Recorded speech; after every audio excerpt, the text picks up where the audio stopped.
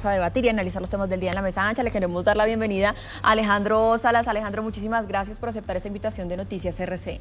Muchísimas gracias a ustedes y yo feliz de estar acá. Juana y Julio. Buenos días también para Muchas ustedes. gracias.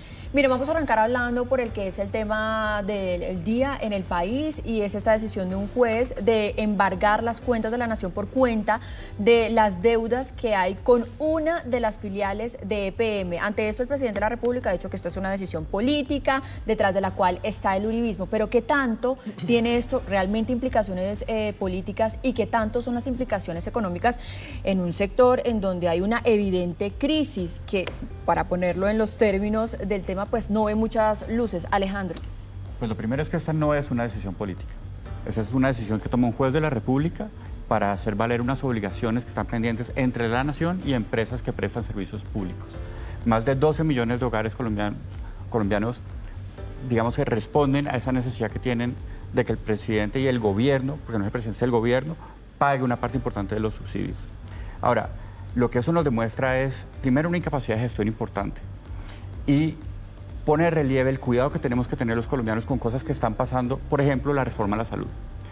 No podemos pagar o sea, el gobierno no está pagando unas cuentas que tiene súper consolidadas, durante décadas se han venido pagando, y en cambio quiere ponerse a pagar ahora 90 billones de pesos más o menos, que es lo que va a costar la reforma, directamente a más de 60.000 prestadores del servicio y más o menos 800 millones de facturas que mueve el sistema de salud. Entonces, ante esa incapacidad para pagar algo que es absolutamente tradicional del giro ordinario de los negocios del gobierno, sí, uno sí se pregunta, bueno, ¿y qué van a hacer cuando pase la reforma a la salud? Y eso se ha notado en otras cosas. Es decir, si no tenemos cuentas para lo de hoy, ¿cómo será para lo de mañana? Claro. Para los nuevos proyectos de mañana. Exacto. Es que, mira, es que en Colombia los helicópteros, hoy que tenemos semejante crisis de seguridad, los helicópteros del ejército y la policía estuvieron parqueados el año pasado porque no se había pagado la gasolina. Entonces, no tenemos un gobierno que sea capaz de asumir las obligaciones del giro ordinario de sus negocios. ¿Qué nos espera con una expansión tan grande del gasto en la reforma de la salud? Sí, Juana. Hay una resolución del Ministerio de Minas y Energía, como lo presentó el alcalde de Medellín, hacia el Ministerio de Hacienda para que se giren estos recursos, ¿no? Acá estamos hablando de los subsidios del estrato 1, 2 y 3, ¿no? Entonces, digamos que ahí, ¿dónde está la traba y por qué no se ha girado esa plata? Queda siendo, yo creo que la pregunta principal. Después, claro que hay una discusión política.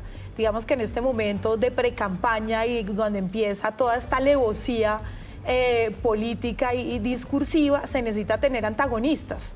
Digamos que ahora con esto Fico es un gran antagonista para el presidente Gustavo Petro, que se siente muy bien, se siente muy cómodo. Allá en el Consejo de Ministros lo dijo, lo recalcó a partir de su confrontación con este departamento. Y Fico no se queda atrás, porque Fico también responde con ciertas pullas políticas para exacerbar su confrontamiento al presidente de la República y a este gobierno, diciendo es que usted no quiere Antioquia, usted no quiere al país, usted no quiere. Entonces, y dice que la plata la está guardando quizá para las elecciones. Esto los alimenta, de esto se nutren, digamos, los políticos, y los dos están nutriendo de esto para estar hoy en los medios todo el día, por ejemplo, y tomarse el espacio político. Pero y a mí me pregunta, y la pregunta que me queda es, bueno, ¿y el bien común qué?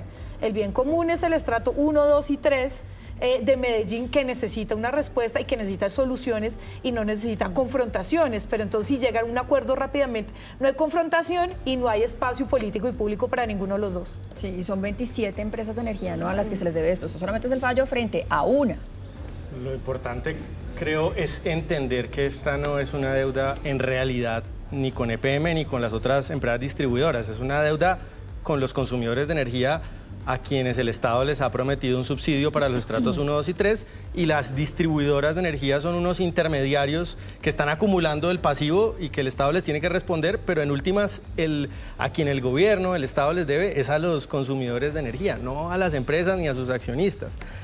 Es un hecho lamentablemente simbólico, digo simbólico porque es que las cuentas de la nación, y ahí los abogados entrarán a discutir, pero las cuentas de la nación en principio son inembargables. Entonces, pues, ¿qué efectos prácticos va a tener esta decisión de un juez? Me parece más bien dudoso, porque al final esto es un asunto político. El gobierno prioriza ciertas líneas de gasto que son más importantes para ellos y deja de priorizar otras como esta que no son relevantes, y pues darle la mano y pagarle la deuda, como lo ven ellos, a Federico Gutiérrez, pues no creo que esté dentro de las prioridades en medio de esta escasez y estas dificultades fiscales que vive el gobierno. Dicho esto, esto hace parte también de toda esta cadena de factores que están afectando el sector energético en el país. De hecho, el presidente de la República apunta un poco a que también los responsables de todo esto son las grandes empresas que comercializan la energía, también que comercializan el gas, y ha dicho en las últimas horas que por cuenta de la especulación que se da frente a los precios del gas en el país, una de las soluciones es traer el gas desde Qatar. ¿Es más económico traer el gas desde Qatar? ¿Esto afecta a la soberanía en el país frente al tema energético, Julio? Es una situación muy curiosa, porque este gobierno y en particular el presidente se ha intentado forjar una imagen de ser un gran ambientalista. No solamente es que sea más caro el gas natural licuado, importarlo, sino que es mucho, mucho más contaminante. No estamos hablando de cualquier cosa, es muy, muy contaminante. De hecho, el año pasado se publicaron estudios en la Universidad de Cornell que dicen que el gas natural licuado, como eso es coger gas, volverlo a estado líquido, esto necesita una cantidad enorme de energía y obviamente de emisiones de gases efecto invernadero, que el gas natural... Y volverlo a transformar. Y volverlo a transformar en gas. Esto consume una cantidad enorme de energía. Según este estudio de Cornell, consume o emite 33% más gases de efecto invernadero que la anterior fuente de energía más contaminante, que era el carbón. El carbón, que está tan satanizado por ser contaminante, pues esta orden que está dando el presidente por Twitter es 33% más contaminante que el carbón. Entonces, es toda una grandísima paradoja. De hecho, es más contaminante, muchísimo más contaminante que hacer fracking en Colombia. Entonces, por evitar los efectos ambientales de explorar gas y petróleo en Colombia y de hacer fracking en Colombia, estamos tomando una alternativa energética muchísimo más contaminante. Sí. Es algo insólito. Pero ante lo que él ve hoy... La discusión no se ha centrado ahí. O sea, la discusión como la ha planteado Petro y como la ha planteado Qatar es de precios, o sea, es de el costo. Resulta que en este momento del 2024 Qatar aumentó su producción de gas, ya listo para hacernos de 85%.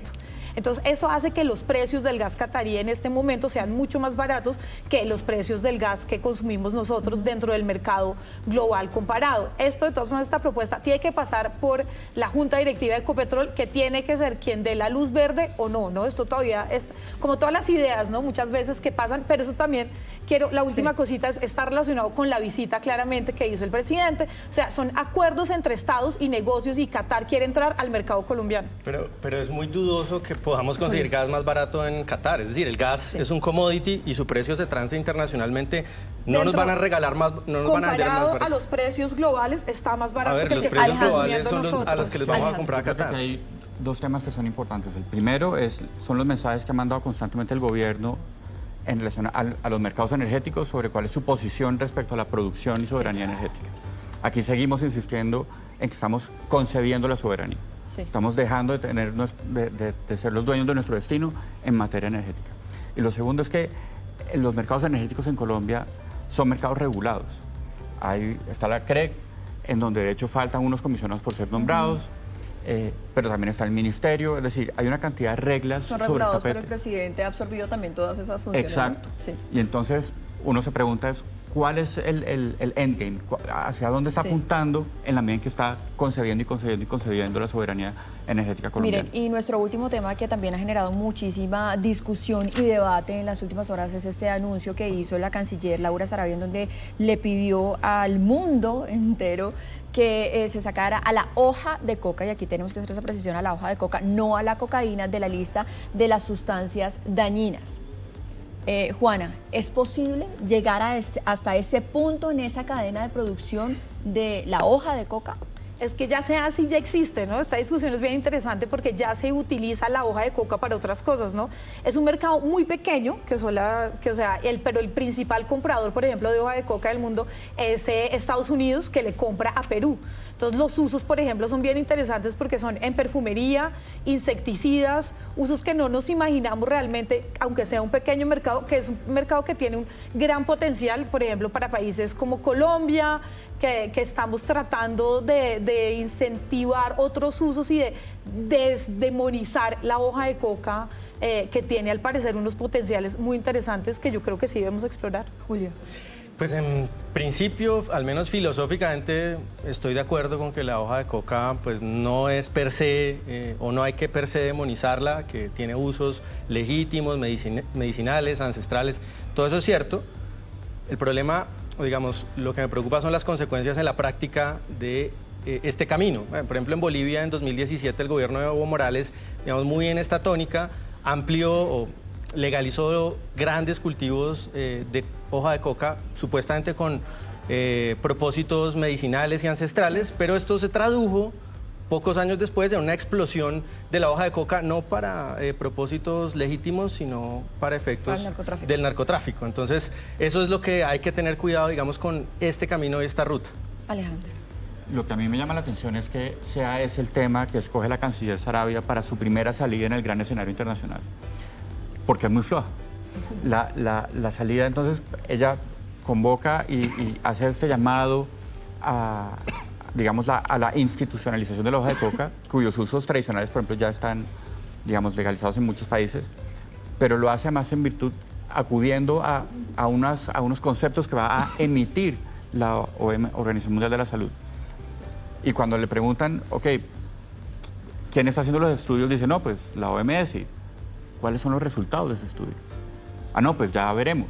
Entonces, la primera salida es con algo que es pues, endeble en la medida en que no tiene ningún tipo de soporte todavía y que no obedece, digamos, que a una gran posición de renovación de la visión que hay en el mundo sobre ese, digamos, sobre ese problema tan colombiano que es el narcotráfico, porque ella aclara incluso que no se está poniendo en telejuicio la cocaína ni los efectos dañinos que esto tiene, sino simplemente que la hoja de coca debería ser más libremente comercializada. Sí. Entonces uno se queda como, ok, perfecto, esta es la representación que tenemos en el escenario internacional, esas son las grandes ideas que estamos planteando.